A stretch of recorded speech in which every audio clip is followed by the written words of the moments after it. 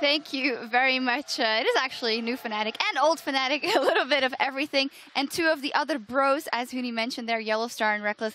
Congratulations. I mean, this was the game of the week, and I have no doubt that it was a very important game for you guys as well. So both of you, what does it mean to come away with the win, Laura?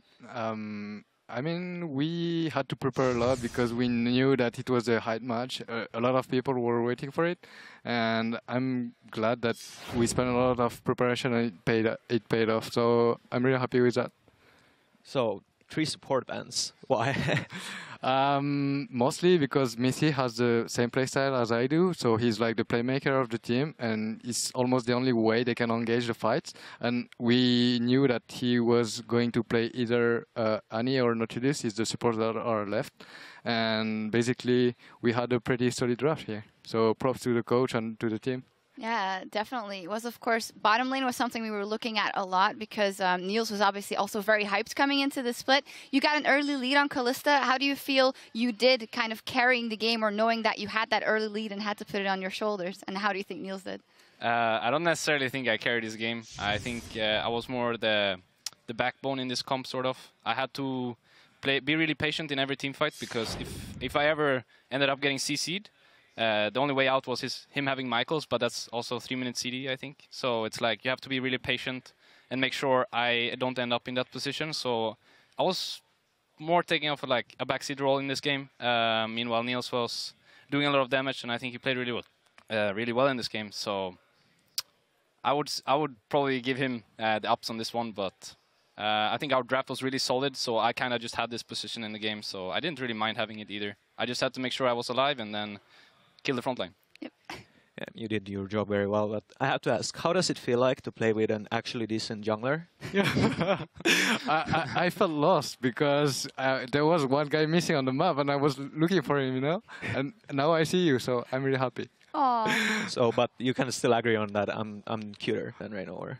All I can say is that he cannot play Lee Sin, so welcome to the club. Well, there were a couple of moments in this game where objectives were stolen, and I actually want to get one of the replays up on the screen because you guys did really well early, and then as we will see here, something goes wrong at the Dragon. So YellOwStar, walk us through this one. So we don't have Cyanide, so we lose the Drake because he's known as a stealer. But here we know that we have to shove the wave, so it's kind of bad for us to start the Drake, and with the TP coming in and they steal the Drake, it's really bad for us at the start.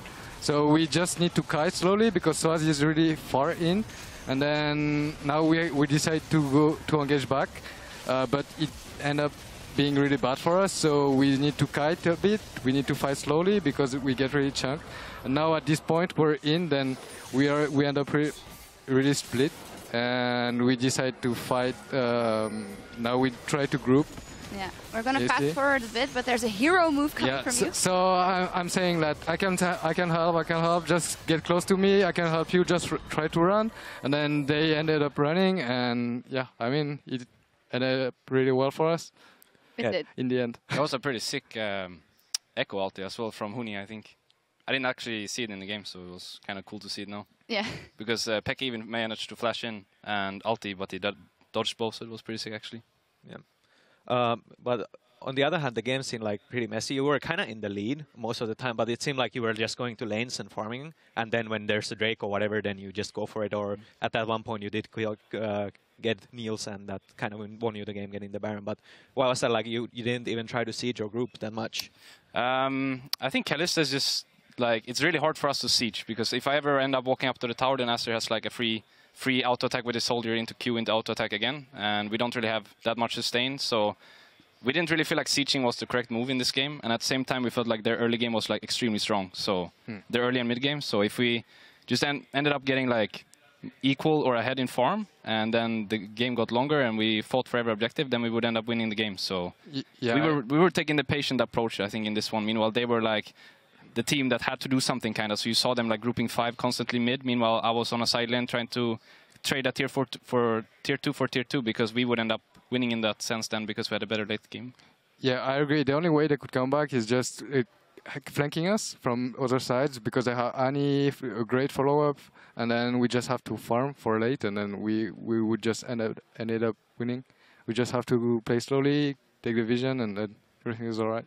Yeah, I think that playstyle like complements you very well because you seem to make very little mistakes, and yeah, there's Origin that dropped the ball at one point and you just capitalized insanely hard on that. Yeah, you did. Final question. You played versus OG now after they had a great run, but seem to have hit a ceiling for now, at least. So what do you think are your expectations going into the rest of the season? How strong can they be? And for maybe at the end of the playoffs, because we heard you guys saying in the feature what that dream matchup would be.